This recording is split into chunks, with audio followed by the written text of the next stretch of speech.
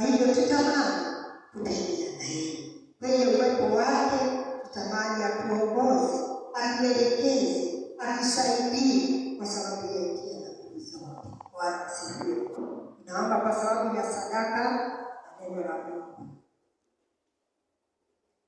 Baba wetu na Mungu wetu, katika jina la Yesu tunakushukuru, tunakuinua, uliye wa haki na kweli, uliye mwaminifu Bwana, hakuna aliye kama wewe. Wewe ni Mungu wa Mungu, na wewe ni Bwana wa mabwana. Tunakwambia unastahili adhuhuri ya leo, kwa sababu ya nafasi hii Bwana umetupa ili tusikilize neno lako.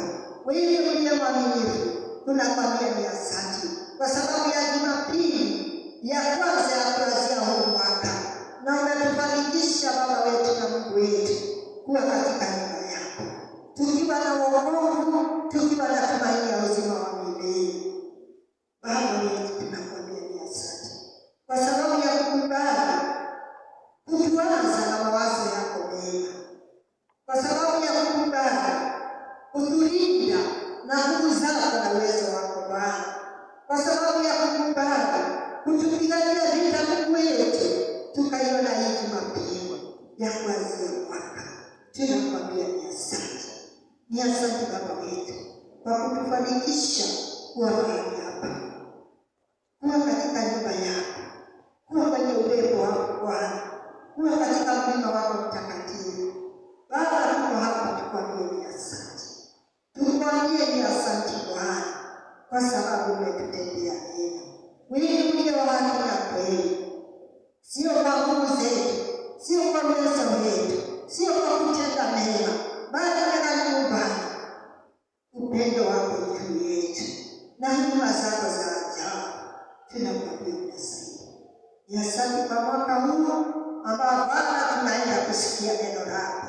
Tunaamini katika jina la Yesu utakuwa pamoja nasi wakati tunasikiliza neno lako Bwana na kuanzia mwaka. Ni asante kwa sababu utatupa masikio ya kusikia neno lako Bwana. Utaifungua mioyo yetu tukusikilize uliye mkuu wa wakuu, katika jina la Yesu. Ni asante Bwana. Ni asante kwa sababu Baba wetu umeandaa chakula cha kiroho ili Bwana wetu na Mungu wetu utulishe siku ya leo, tupate nguvu za kuendelea mwaka mpya katika jina la Yesu. Tunakushukuru kwa sababu ya neno lako. Ni asante Bwana. Nakwambia ni asante kwa sababu ya kutubariki na hata tumepata pesa za kuleta katika nyumba yako, ikiwa kadiri Bwana wetu za kukushukuru na kukwambia ni asante. Tunaomba Mfalme ubariki hizi fedha, ubariki hizi sadaka, ubariki hata na zaka, uliye mwaminifu na uzitakase. Ambazo zitafanyika kupitia hizi pesa Bwana, zikakuletea sifa na utukufu Baba wetu, katika jina la Yesu. Ni asante Bwana.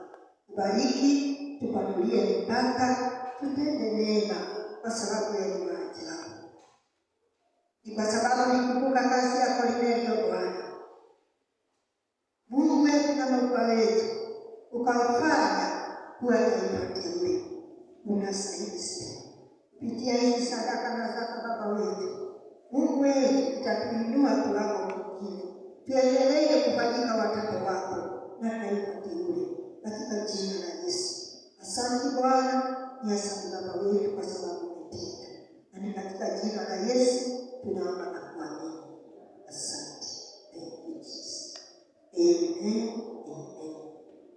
Kwa katika uwepo wa Bwana tusikie neno lake, ambayo siku ya leo najua kwamba Mungu atanisaidia kunena, kwa sababu sio mimi nitanena, kwa sababu mimi siwezi, bali kwa Roho wake Mtakatifu yale ambayo anataka tusikie tutaisikia siku ya leo, kwa sababu hata nami niko katika mstari wa mbele nisikie Roho vile anavyoambia makanisa siku ya leo, Jumapili ya kwanza ya kuanzia mwaka.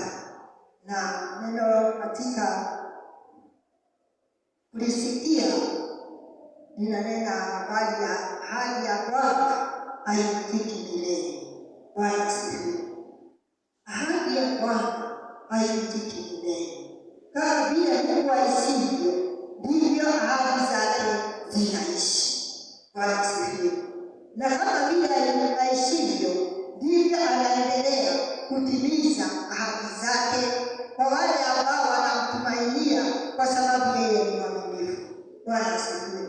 Kwa sababu ahadi zake huzitimiza, kwa sababu ya yeye hawezi akashindwa na hawezi akakataa kuzitimiza zile ametuahidia, au mambo yote ambayo ametuahidia. Bwana asifiwe. Yeye ni mwaminifu, hutenda yote kwa sababu ya utukufu wa jina lake, na ni kwa sababu tuwe na nguvu, yeye hututimizia ahadi zake. Kama vile amesema kwamba tuombe na tutapewa, na tumeambiwa kwamba tukae katika hali ya maombi. Katika neno la utangulizi linatuambia kwamba tuendelee kuomba. Kwa hivyo ni kuongeza maombi mwaka mpya, tuongeze maombi yale ambayo tulikuwa tukiomba, tuongeze. Bwana asifiwe sana, ili tuwe na mwaka wa kufanikiwa, kwa sababu katika hali ya maombi ni hali ya kumkaribia Mungu. Na kama vile Musa alikuwa akienda mlimani, alienda mlimani ili akutane na Mungu, na sisi hukutana na Mungu wetu katika ile hali ya maombi. Kwa hivyo neno la utangulizi likatuambia kwamba tuwe waombaji, tuwe waombaji, ili Mungu wetu tumkaribie, tuendelee kujua mapenzi yake juu yetu, au mipango yake juu yetu sisi. Kwa sababu tukijua mipango yake, hatutakuwa na shida. Bwana asifiwe. Tukijua mipango ya Mungu wetu, hatutakuwa na shida, kwa sababu sisi tutakuwa kutimiza mipango yake ambayo amepanga na sisi tuifanye. Na kwa sababu neno limesema kwamba akiwa pamoja nasi hakuna shida, kwa hiyo katika ile mipango yake tutaikamilisha, na yeye atazidi kutubariki. Nasikia neno leo katika kitabu cha Yohana Injili 14 mstari wa kwanza na wa pili.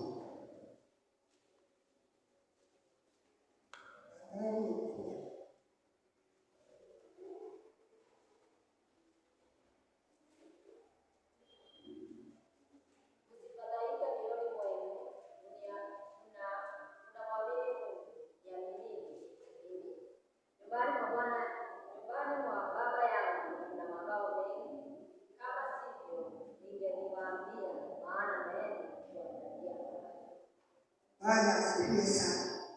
Neno linasema kwamba tusifadhaike mioyoni mwetu, tumwamini Mungu,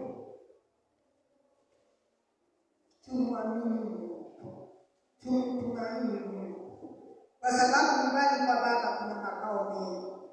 Ule mstari ninalenga sana ni kusema kwamba kama hakungekuwa hivyo, kama hakungekuwa na makao, angekuja atuambie, kwa sababu yeye ni Mungu wa kutimiza ahadi. Kama hakungekuwa, angekuja atuambie, na ni kwa sababu yeye hutimiza, ndiye akasema na kudhibitisha. Kama hakuna, nitakuja niwaambie. Kwa hiyo msifadhaike, kwa sababu ahadi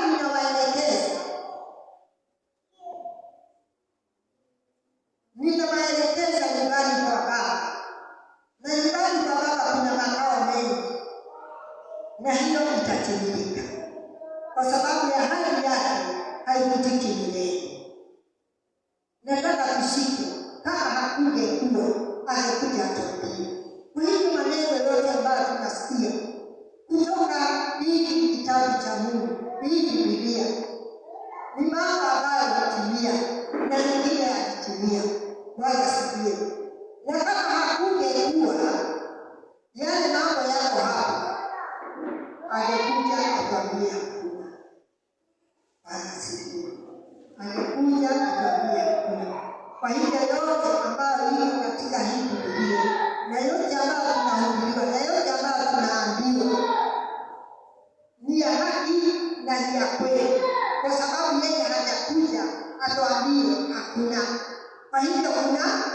kunazo ahadi ambazo yeye anatimiza na hatakosa kutimiza. Bwana asifiwe sana. Kwa hivyo tumwamini, na amesema kwamba tusiwe watu wa kufadhaika. Huu sio mwaka wa kufadhaika. Huu ni mwaka wa kumtumaini Mungu na kumwamini. Bwana asifiwe. Bwana akubariki. Ateinyoria okubagia tegeni ndio tunaiona. Bwana asifiwe. Zile nguvu ambazo ndege inatumia kutoka chini ikielekea juu ndio inaisaidia kukaa angani. Bwana asifiwe. Kwa hivyo Mungu akatukianza vile wewe utaanza, vile wewe umetamani kuanza, vile wewe umepata kuanza, ndio utakuwa mwaka wako vile unataka mwaka wako uwe. Ni wewe mwenyewe utakata kauli yako mwenyewe. Ujue huu mwaka ni mwaka wangu, na ikiwa ni mwaka wangu nataka huu mwaka uwe hivi na hivi. Bwana asifiwe. Kwa hiyo ni wewe, sio Mungu atakufanyia. Ni wewe utataka vile utataka, utapanga vile utapanga. Yao ni kuelezea Mungu. Na ukitaka kujiongoza wewe mwenyewe, utatembea tu, Mungu hana shida. Bwana asifiwe. Ukitaka huu mwaka utembee peke yako, utatembea tu. Ukitaka tu kufanya mambo yako, utafanya tu. Mungu hana shida. Bwana asifiwe. Inategemea wewe ni nini unataka. Inategemea wewe umepanga nini. Bwana asifiwe sana. Kwa hiyo ule mpango uko katika moyo wa mwanadamu ndio unatimilika. Tunajua kwamba mipango ambayo alipanga na moyo wake ndio tuliambiwa hapa siku ya Jumapili.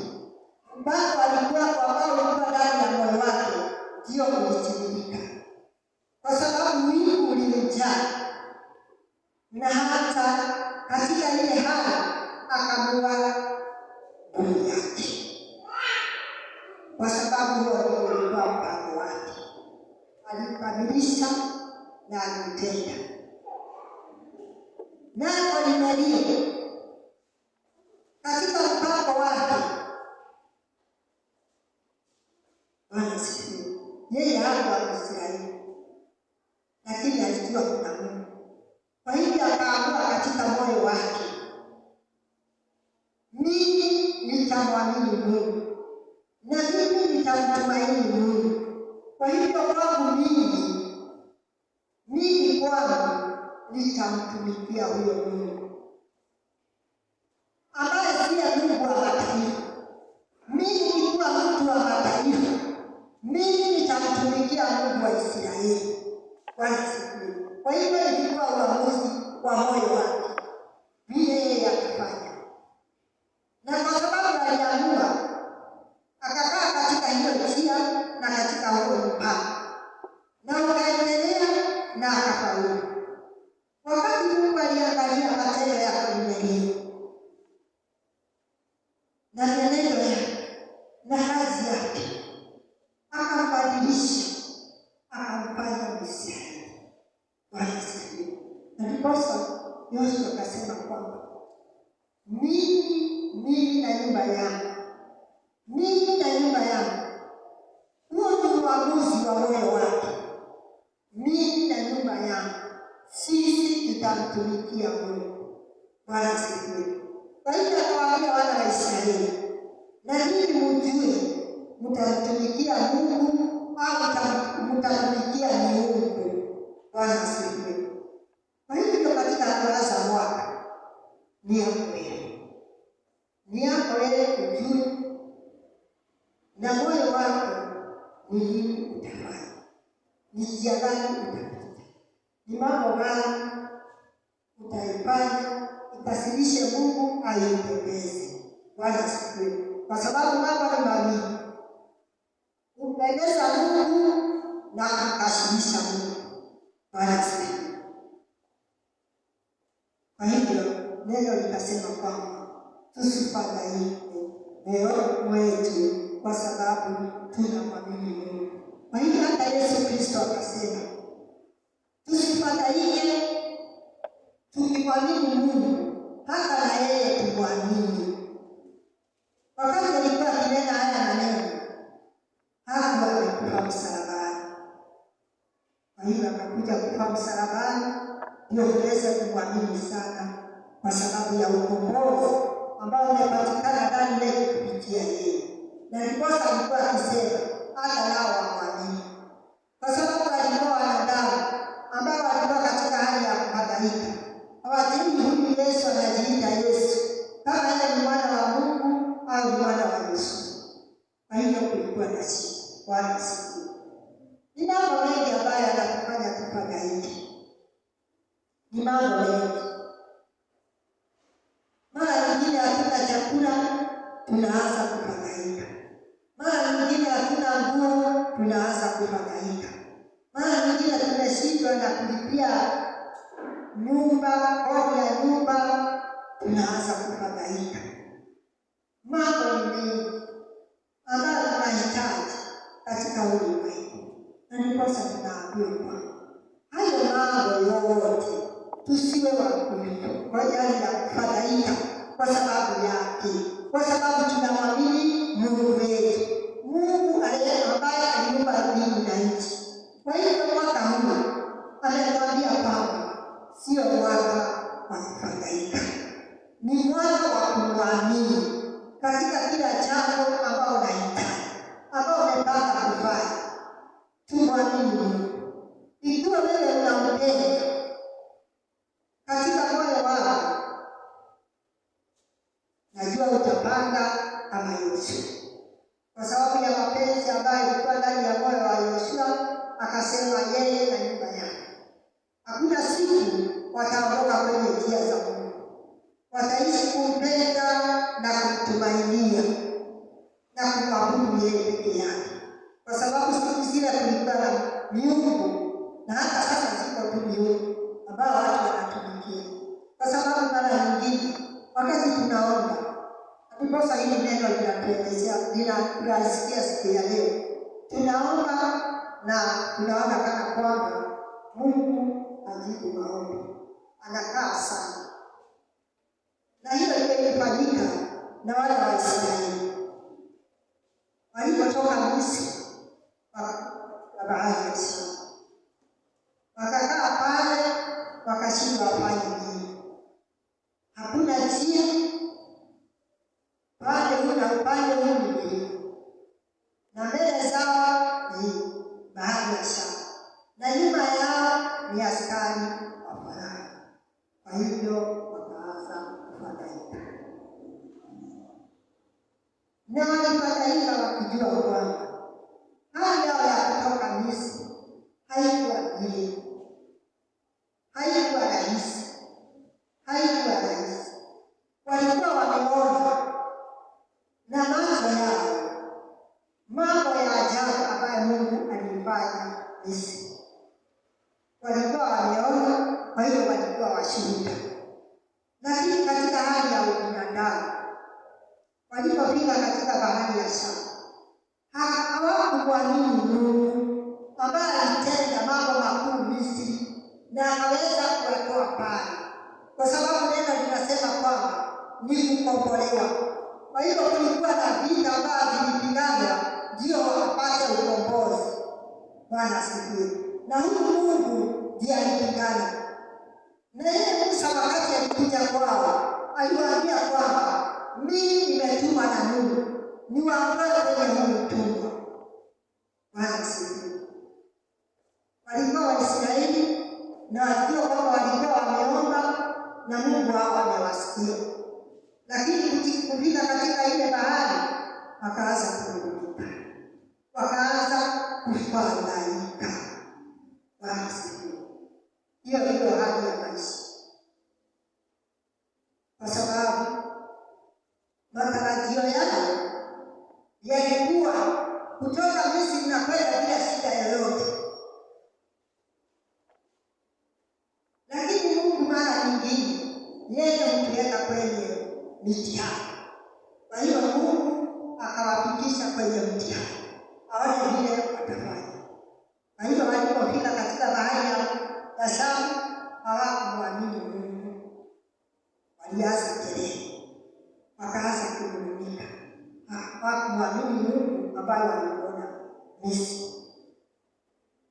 Wakanung'unika na Mungu akakaa kuangalia. Hiyo ndio inafanyika katika maisha yetu. Kwa sababu kama vile tumeambiwa tukeshe tukiomba mwaka huu uwe mwaka wa maombi, mara nyingine tunaomba na tunaona kana kwamba Mungu amekalia, Mungu amekaa sana, ni kana kwamba Mungu hasikii. Na hapo ndio kunafika kwamba mwanadamu yeye mwenyewe na mawazo yake anaona kana kwamba Mungu hasikii na Mungu hayuko tena. Kwa hiyo anaenda kuwatafuta wanadamu ambao ni wachawi na waganga ili wamsaidie. Majibu yao yanakuwa ya haraka sana. Bwana asifiwe.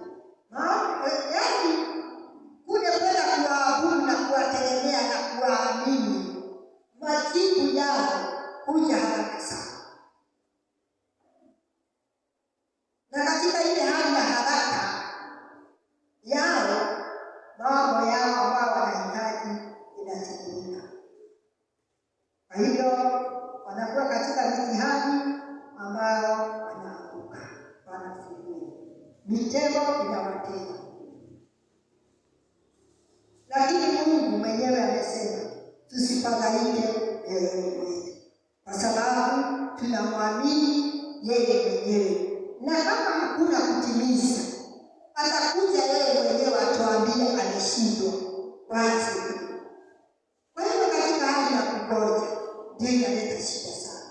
Kungojea Mungu ndio inaleta shida. Lakini wakati wa Mungu ndio unakuwa wakati ambao unafaa. Bwana asifiwe. Kwa sababu tunamuelewa yule mtu ambaye alikuwa mgonjwa miaka 38. Akawa pale kisimani na hakuna mtu alimsaidia kuingia kwenye kile kisima. Na ilikuwa kuingia, yule akaingia mara ya kwanza bila kupona. Akakaa na ugonjwa miaka 38. Na wewe hata hujafikisha. Miaka ile hoya ndio kile tena kama ungeka kunena. Haijakwisha. Hata hujakaribia. Hata labda umeomba tu mwaka mmoja, Mungu hajakuja. Naanza mabadiliko. Naanza kuona Mungu ameshindwa. Unaona shida ni nini? Mambo ni mengi. Unaendelea kupata aibu. Mungu akiangalia, Mungu akijua. Huyu alikuwa mmoja, alikuwa kama sisi. Alikuwa mwanadamu kama sisi. Na Mungu alimjua, na Mungu alimuelewa. Na katika ile hali ya kuwa katika ile kisima, Yesu mwenyewe alimkuta pale. Sio kwa bahati, kwa sababu alimjua na alimuelewa na alikuwa akienda kwake kumwondolea ile shida. Na katika kile kisima hakuna mwingine ambaye alipata uponyaji. Ndio neno limesema tusifadhaike. Hata ukingojea miaka hiyo utangojea, ngojea, lakini Mungu atasaidia. Bwana asifiwe. Wana wa Israeli wakatembea, kwa sababu Mungu alikuja na akawapatia njia. Lakini wakati walivuka, wakaanza tena kusahau. Wakarudi katika ile hali. Wamekosa maji, wamekosa chakula. Kazi ikawa ni kufadhaika. Wanakosa kumwamini Mungu. Wanafadhaika, wanapiga kelele, tutakufa hapa jana. Shida nyingi hapa mwisho litulete. Hata afadhali tumekaa Misri tukule malenge. Na hao wenyewe ndio waliomba Mungu awatoe katika nchi ya utumwa. Na Mungu akatuliza. Wakaanza kusema afadhali wamekaa Misri wakule malenge. Bwana asifiwe sana. Ndio sisi tunakaa mara nyingine. Mungu amekuokoa na amewaacha wengi sana wakitangatanga katika ulimwengu na hawajijui. hawajielewi, lakini wewe amekufanikisha, amekuokoa, umepata wokovu, umefanyika mwana wa Mungu. Bwana asifiwe sana. Lakini kukosa kitu ndio kinakufanya ubilie kupokea yeye. Ndio kinakufanya utamani kurudi kwa Shetani. Na mara nyingi watu huona kazi dunia kama nzuri sana, kwa sababu katika wokovu kuna mambo mengi sana umezuiliwa, kwa sababu uko katika mkono wa Mungu. Zingine unaambia uwazi, kwa sababu kama umeokoka, mara nyingine unaenda huko na shida, na ungeenda kucheza ile mchezo inaitwa karata, upate pesa, upate chakula. Lakini ukikumbuka wewe umeokoka, unasema hii sio nilitiwa. Kwa hiyo unarudi kwa nyumba na unaenda unakaa. Katika ile hali ya kukaa na kungojea Mungu, ndio mara nyingi mtu utamani, afadhali ningekuwa sijaokoka, kwa sababu hii kazi mbaya ningefanya, kuiba ningeiba, uongo ningeongea nipate pesa, ningefanya hii na hii. Mara nyingine ungekuwa na pesa ungepewa ufanyia kitu jambo, lakini hutaki kuokoa. Bwana asifiwe. Unaendelea kukaa katika hali ya kushindikaniwa na mambo na masita, na Shetani anakupatia ukipitia hii. Sasa unakuta tunatamani kurudi kwenye utumwa, kwa sababu mambo yake ni ya haraka, majibu yake ni ya haraka, faida zake ni nyingi tukiangalia na haya macho. Bwana asifiwe. Lakini aliye mwaminifu anatuambia siku ya leo tusiwe watu wa kufadhaika, tusichotwe na ulimwengu na mambo yake. Neno linatuambia kwamba tumwamini yeye na tumwamini mwanaye Kristo ambaye alipitia kwenye shida yote na hakufadhaika. Yeye hakufadhaika,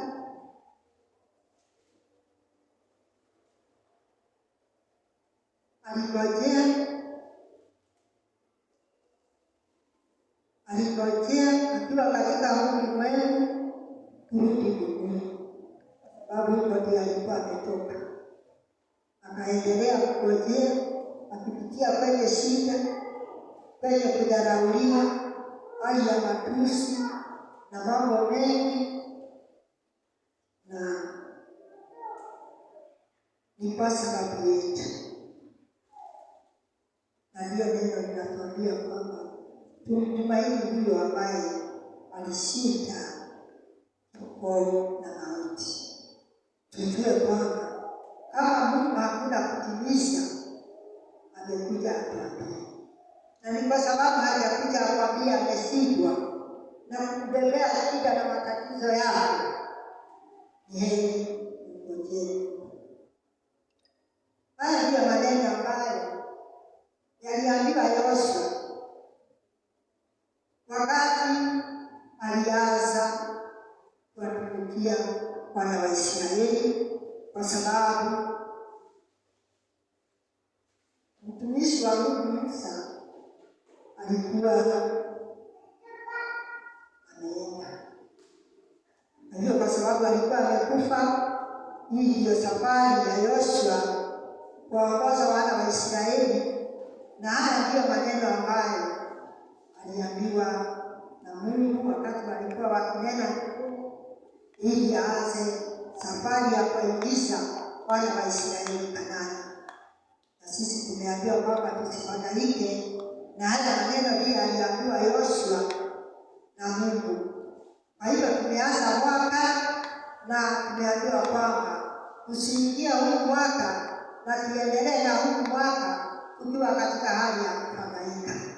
Na Yoshua akaelewa na Mungu ili aweze kuanza safari ya akaongoza wana wa Israeli. Kwa hivyo hata wewe unaanza safari leo, mjui kesho Mungu atakwambia ufanye nini.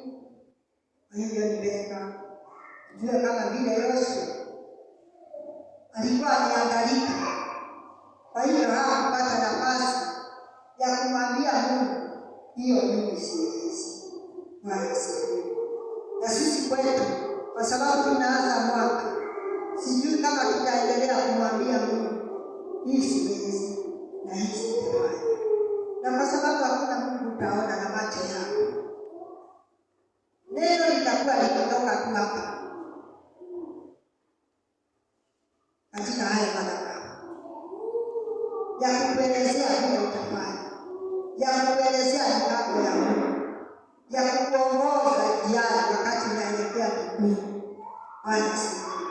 Kwa hivyo hakuna siku utaona, na tunasema siku nyingine tajiri alikuwa akimwambia Mungu wakati alikuwa kule jehanamu.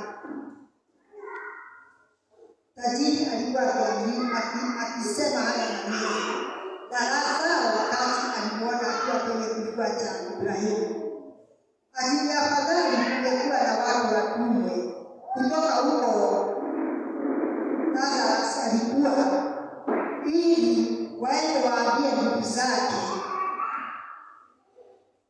wapindue mienendo yao, wabadilike, wamtumaini Mungu.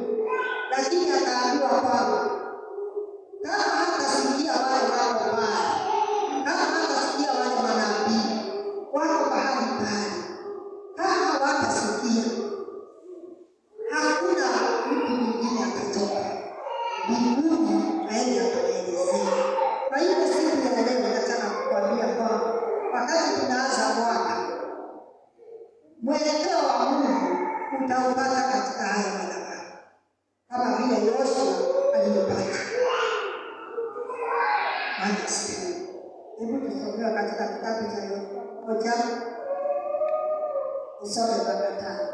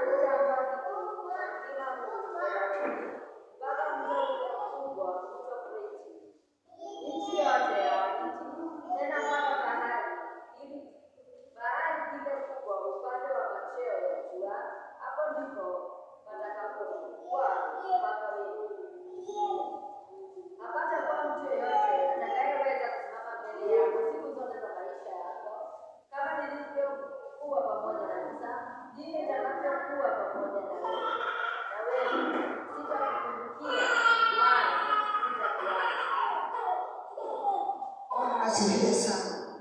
Kwa hivyo ni wakati Yoshua alikuwa anaanza safari, akaambiwa kwamba wachukue wana wa Israeli uvuke mto. Kwa hivyo siku ya leo tunavuka mwaka, tumepata wakati wa kuvuka mwaka, na kama vile nasi tumevuka mwaka, neno linasema kwamba Mungu alimwambia Yoshua ataandamana naye kama vile aliandamana na Musa mtumishi wake.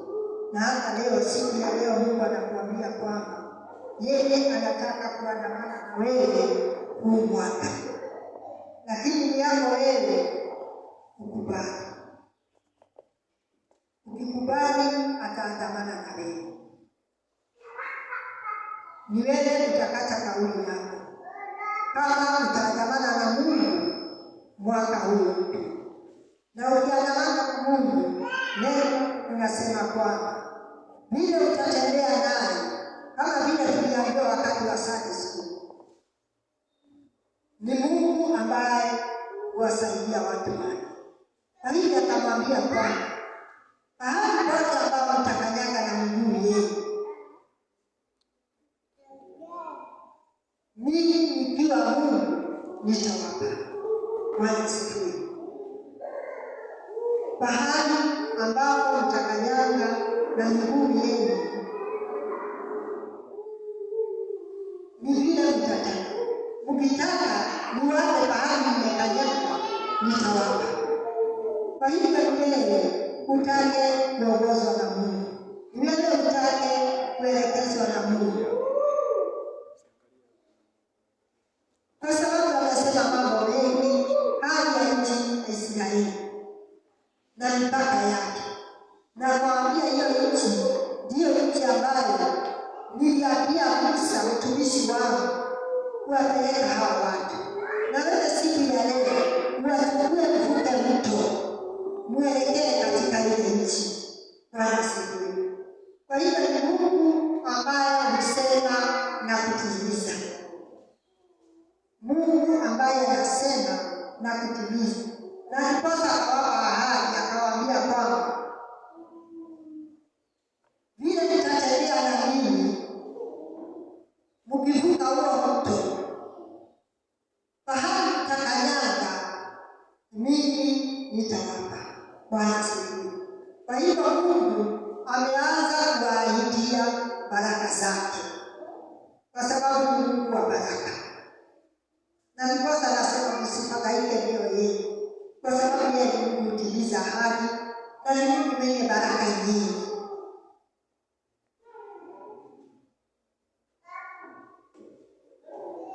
Akawaambia vile hiyo nchi iko, na hata na tunajua kwamba Mungu wetu tunaambiwa ni Mungu mwenye nguvu, Mungu mwenye uweza. Na hapa tunasikia vile aliandamana na Daudi. Bwana asifiwe.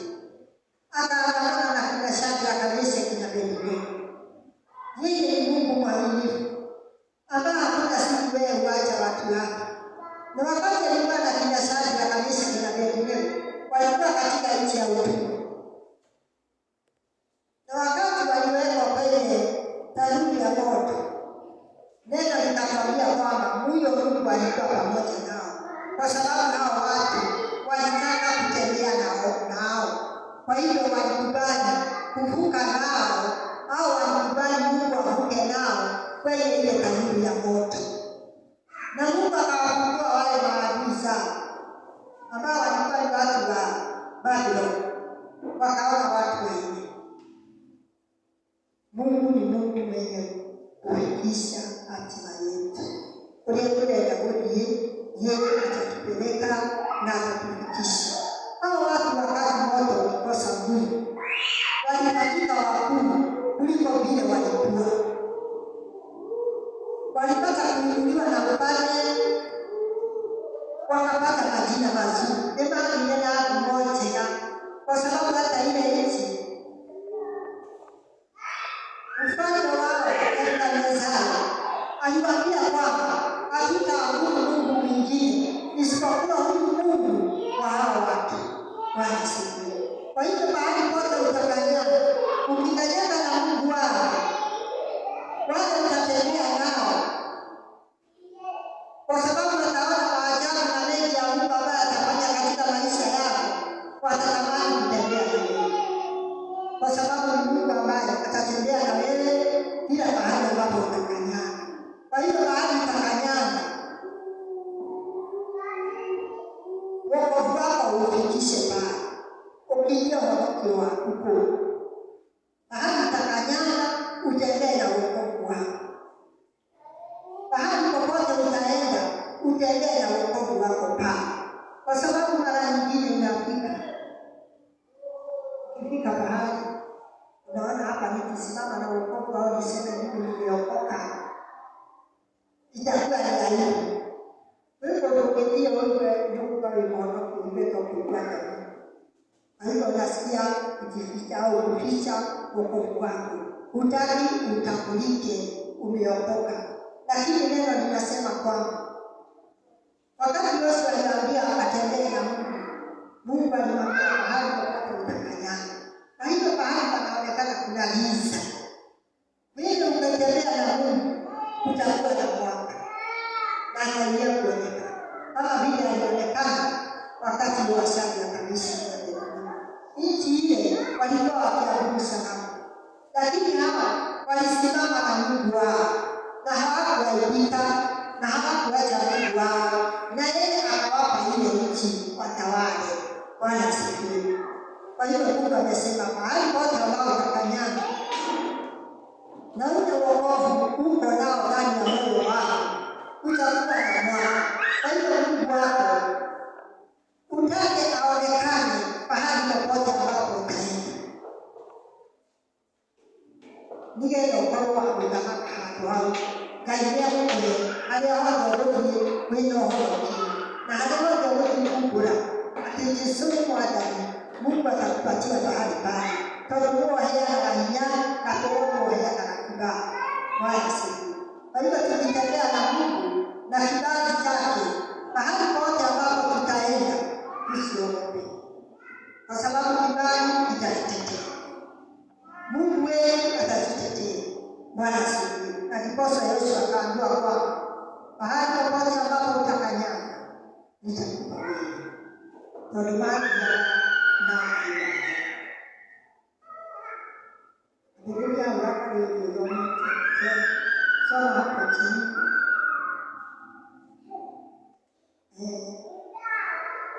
Tusome mstari au nini? Soma hiyo tano.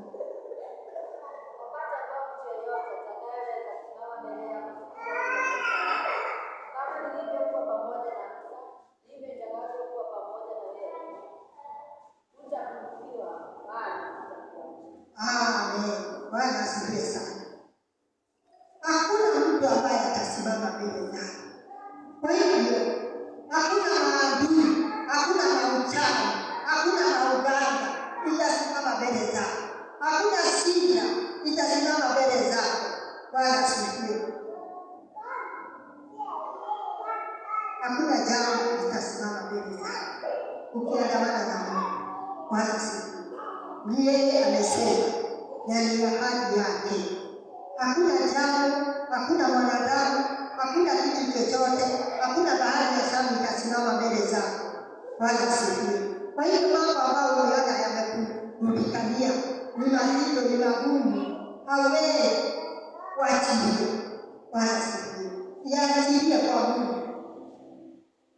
Wacha kujisumbua, wacha kufadhaika.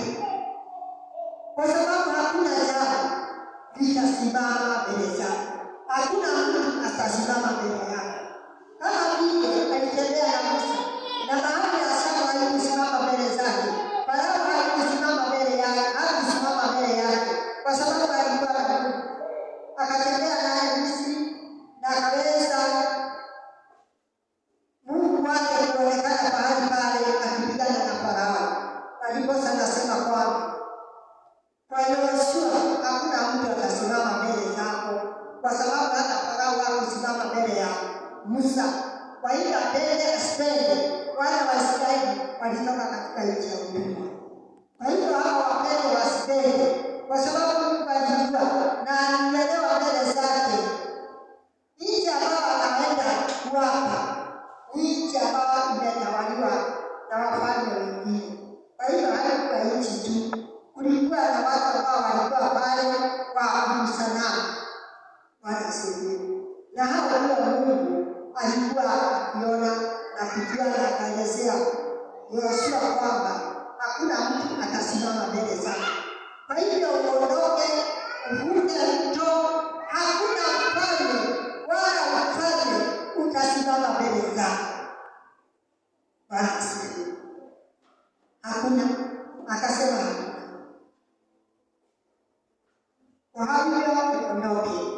Na wewe siku ya leo nakuambia kwamba na wewe uondoke. Uondoke,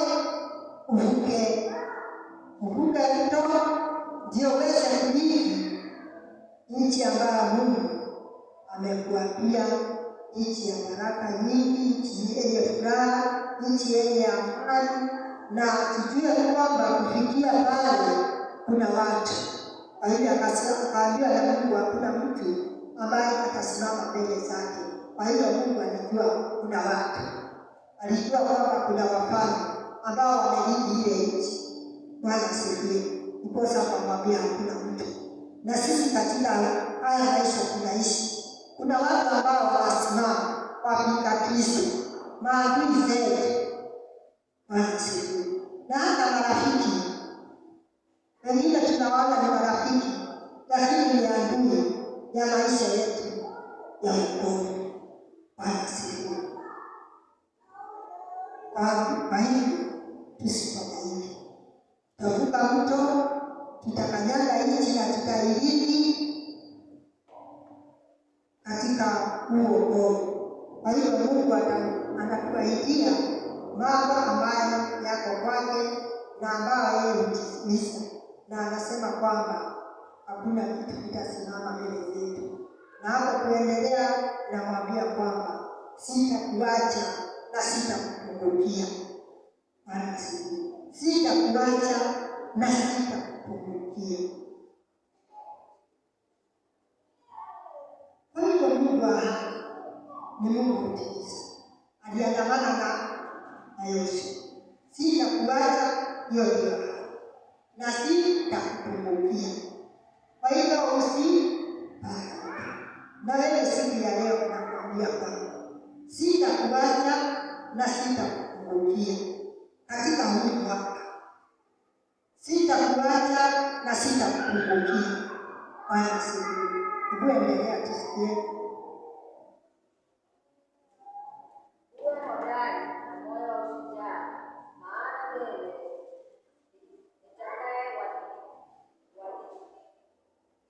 Uwe hodari atakayewadhilisha watu hawa nchi hii iliyowaapia baba zao na kwamba nitawapa. Uwe hodari tu na ushujaa mwingi. Uangalie kutenda sawasawa na sheria yote niliyomwamuru Musa mtumishi wako. Usiache kwenda mkono wa kuume au wa kushoto, upate kufanikiwa sana kila uendako. Amen. Bwana asifiwe. Neno linatuambia kwamba tusifadhaike, tuwe hodari, tuwe mashujaa. Haina kuna vita ambayo tutapigana. Huu mwaka ili tupate baraka za Mungu, ili tupate kumpendeza Mungu, kuna vita ambazo tutapigana. Lakini amesema kwamba sitakuacha na sitakupungukia. Kwa hivyo uwe hodari na moyo wa ushujaa. Bwana asifiwe. Uwe hodari, uwe na moyo wa ushujaa, kwa sababu sitakuacha na sitakupungukiwa. Kwa hivyo hakuna kushindwa katika haya maisha. Bwana asifiwe. Apemakile kwa watu wanitaka. Bwana asifiwe. Wale wanamtumainia Mungu hawajui kushindwa nyingine, kwa sababu huyu Mungu ndiye alipigana vita ya Sabato, na akamwambia kwamba vita sio yako. Na sababu ya kupigana vita yake ilikuwa kushangilia na kufurahia, kwa sababu tayari vita ilikuwa imepigana. Naye Yesu akaambiwa kwamba sitakuacha, sitakupungukiwa. Uwe na hodari na moyo wa ushujaa. Bwana asifiwe. Hiyo ndio kumtumainia Mungu. Ukimtumainia Mungu, hutaogopa chochote, hutatingizwa na chochote. Bwana, utakuwa mtu ambaye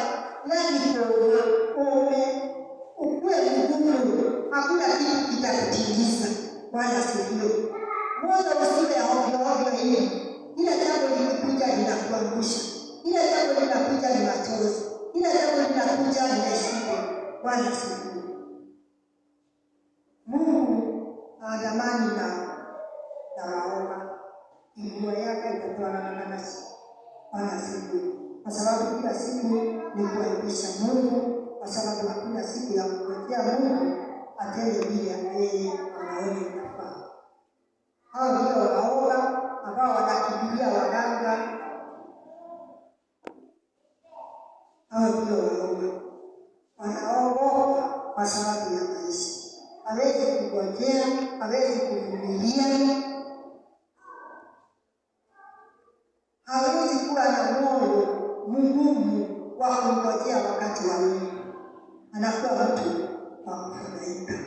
Kwa hiyo tumeambiwa kwamba tuwe ndani na moyo wa ushujaa kama vile Yoshua aliambiwa, na hiyo ndio iliandamana na Musa. Kwa hiyo katika hali ya kelele ambao walikuwa wakipiga kelele, walipiga kelele nyingi, lakini Musa aliweza kusimama na Mungu wake. Bwana asifiwe. Kwa sababu najua kwamba walipofika katika bahari ya Shamu aliwaambia, mtulie hivyo, mtulie hivyo ninyi mtulie, muone vile Mungu anatenda. Bwana asifiwe. Kwa sababu moyo wake ulikuwa na uhodari na alikuwa shujaa. Kwa hiyo akawaambia mtulie, na sisi siku ya leo tunaambiwa kwamba tutulie, tungojee Bwana, tuwe na moyo wa ushujaa, tuwe na hodari. Bwana asifiwe. Tusiwe watu wa kufadhaika kama wana wa Israeli, na hawakuweza kufika nchi ya Kanaani. Hawa ni watoto wao ambao Yoshua anawavukisha mto Yordani wafike Kanaani. Hawa wenyewe hawakufika kwa sababu ya kuwa na mioyo ya kufadhaika. Na Yoshua alitoka Kanaani, alitoka Misri wakiwa na Kalebu, na hao wawili ndio walifika nchi ya Kanaani kwa sababu yale yao ilikuwa ni ngumu, ambayo haikufadhaika, ambayo haikuwa na shida. Walikuwa katika hali ya shida nyingi, kuandamana na watu wengi ambao wanaenda wakipiga kelele. Bwana asifiwe. Lakini yao ilikuwa tungojee Bwana, tumtumainie Mungu, tuwe hodari, tungojee siku ya Mungu, na hawa watu hawakuweza kusikiliza. Kwa hiyo wakamwasilisha Mungu. Ndiposa nikasema mambo ni mawili, mpendeze aliyekuita au uwasilishe ufanye wadui. Tuendelee uwe hodari na moyo wa ushujaa, upate kutenda sawasawa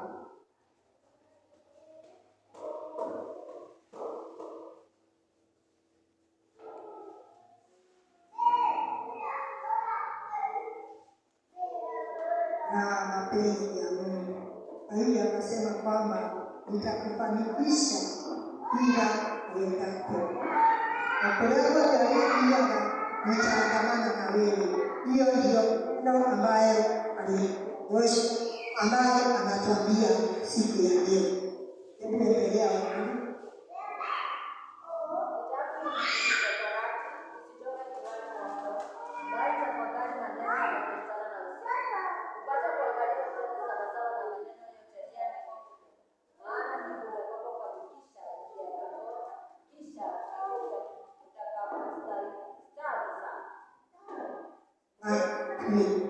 Neno linasema kwamba ile torati asiweze kuiacha, na sisi tunaambiwa kwamba tusiachane na wokovu, tusiachane na hili neno la Mungu.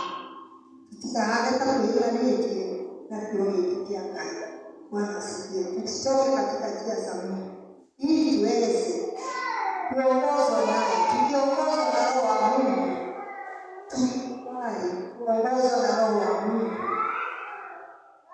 atatuelekeza kwenye torati la Mungu, kwenye neno la Mungu ambalo litatusimamisha, kwa sababu neno ndio kusimamisha watu wa Mungu, kwa sababu ndio chakula ya kutuweka nguvu. Tunapata kusimama, tunapata kuwa na nguvu, tunapata kuwa mashujaa wa imani, tunapata kuwa hodari. Bwana asifiwe. Kwa hivyo hakuna siku inatakikana kutupilie neno la Mungu chini. Neno limesema kwamba akiambia Yoshua aandamane na ile torati, na sisi tuandamane na Roho wa Mungu, tuandamane na neno la Mungu. Endelea.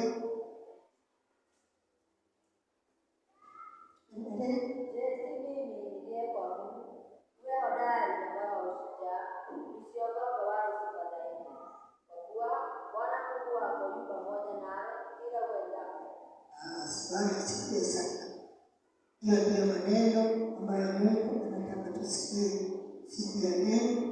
Jumapili ya kwanza ya mwaka, tuwe ndani na moyo wa ushujaa, tusiogope, tusifadhaike na mambo ambayo tutakutana nayo, kwa sababu ni mengi. Bwana asifiwe sana. Na kwa sababu kila jambo na mambo yote hukuta wanadamu,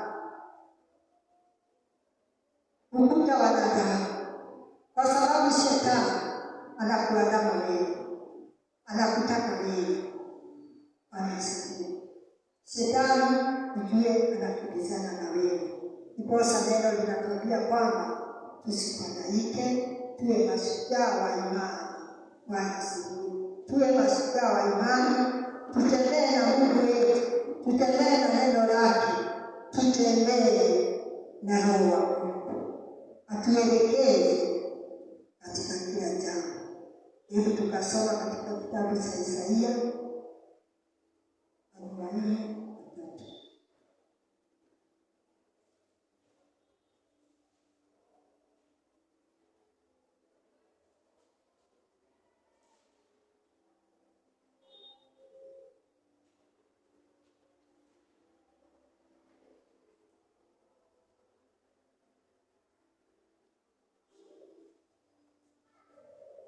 Kuanzia mstari wa kwanza.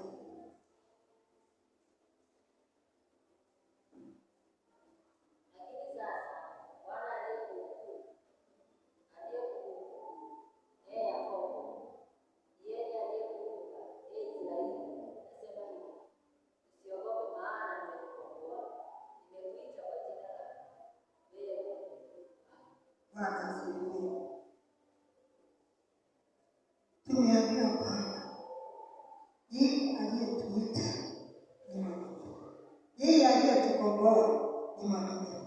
Ametuambia kwamba tusiogope, maana ni yeye aliyetukomboa na anatujua na majina yetu. Kwa hivyo yeye ataandamana na wewe kwa sababu anakujua na jina lako. Yeye anakujua na jina lako. Hapa ndio imesema kwamba ninawajua na majina yenu. Kwa hivyo anakujua wewe na jina lako, ananijua na mimi na jina langu. Kwa hivyo wakati wowote nitatoka kwenye njia zako, wewe hutaweza kushirikishwa pale. Bwana asifiwe. Wewe hutashirikishwa katika njia zangu pale. Na wewe ukitoka katika njia za Mungu, mimi sitashirikishwa na marafiki zangu hawatashirikishwa pale. Kwa hivyo ni mimi na ujua wewe ni wewe. Bwana asifiwe. Wewe ni wewe na mimi ni mimi. Kwa hivyo ndio nikasema uamuzi ni wako na mimi uamuzi ni wako. Ni njia gani nitapita mwaka huu? Ni Mungu gani nitatumikia mwaka huu? Ni mambo gani nitafanya mwaka huu? Bwana asifiwe. Kwa hivyo haya yote uamuzi ni wako wewe. Lakini Mungu amekwambia kwamba usiogope, usifadhaike. Anakujua na jina lake. Uwe hodari, uwe na moyo wa ushujaa. Uandamane na Mungu, uandamane na neno la Mungu. Ukubali kuongozwa na Roho wa Mungu mwaka huu. Bwana asifiwe. Mwaka huu umeanza mwaka. Hayo ndiyo maneno ambayo Mungu anataka tuishikilie. Kwa hivyo sio kushikania ni wewe ujue ni wewe na mimi nijue ni mimi. Bwana asifiwe. Kwa hivyo kutoka huu mwaka, kutoka hii siku na kuendelea mpaka mwisho wa mwaka, wewe unajua nini utatendea na Mungu. Na nikawaambia kwamba neno linasemama kwamba zile nguvu ambazo zinatoa kwenye chini ndio inafanya idumu hewani. Bwana asifiwe. Akiinoria ndege kula kama kuolia ndipo hiyo sio kulani yeye. Kwa hiyo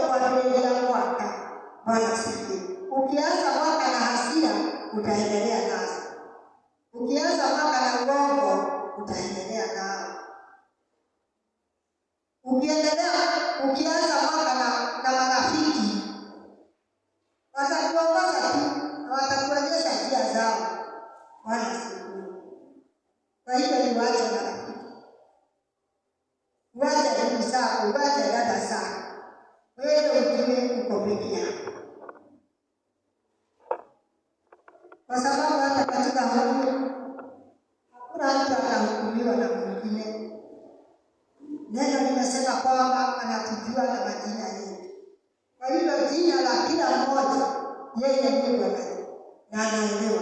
Na atakayempigania Bwana asifiwe. Atakayempigania ataendelea karibu yako, ataendelea kuniita vile niko. Nikiwa katika huu uhai huu na nikiwa nimekufa, lile jina niliitwa na huyu Mungu litaendelea kuwa jina langu, na katika hukumu nitaitwa lile jina. Bwana asifiwe. Kwa hiyo matendo yangu ndio nitatembea naye. Dawa watu wangu kakuliaga yaleta yeye. Bwana asifiwe. Lakini tusiwe watu wa kufadhaika, kwa sababu tutakuwa kama vile neno linasema kwamba uwe moto usiwe ngumu, na tugakorwo wĩguo ũkorwo wĩ mũhiũ kana ũkorwo wĩ mũhoro. Bwana asifiwe. Ũkorwo wĩ mũhiũ kana ũkorwo wĩ mũhoro, no ndũgatuĩke mũgumu. Neno la Mungu linasema kwamba nitakutenda kama vile Martha alitemwa. Unajua Martha alitemwa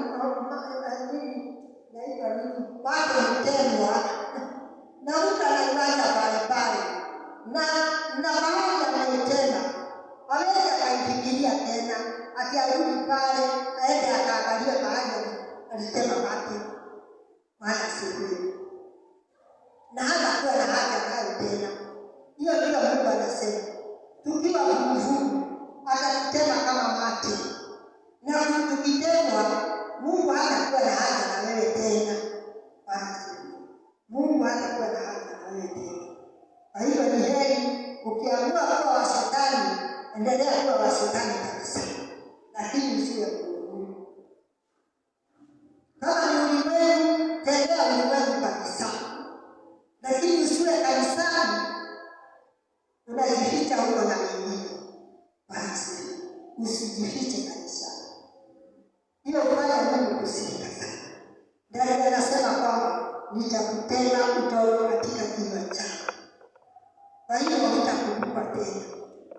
Kwa sababu ukaa katika ile hali ni hali ya kumwaibisha. Bwana asifiwe. Wewe unajiita umeokoka, lakini neno na tabia zinakataana na ule ushuhuda ambao unatoa.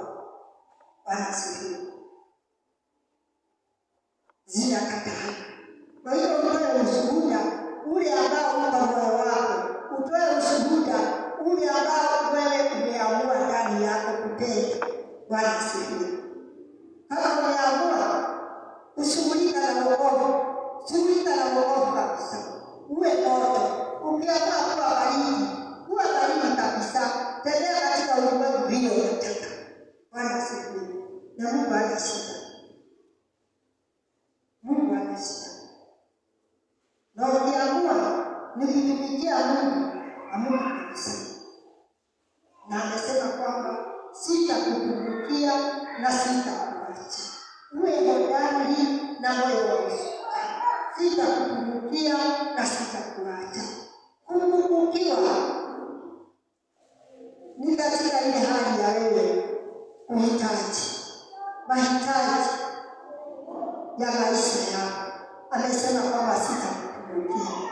Kwa hiyo jambo ambalo unahitaji, amesema kwamba sitakutumikia. Kwa hiyo nitakubariki. Kukubariki nitakubariki. Mahitaji yako nitaitimiza. Sitakupungukia. Na ndiposa kwa sababu aliwahidia nchi ya Kanaani, akasema sitakupungukia. Kwa hiyo nitakufikisha katika ile nchi na utairithi. Bwana asifiwe. Nani Mungu ambaye amekwambia atakufanyia, na amesema niombeni nitawapea, bisheni nitafungua. Mungu hutimiza kwa sababu ya mwaminifu. Na ndiposa anasema sitakupungukia. Kwa hiyo zile shida tunaona ni nyingi. Yeye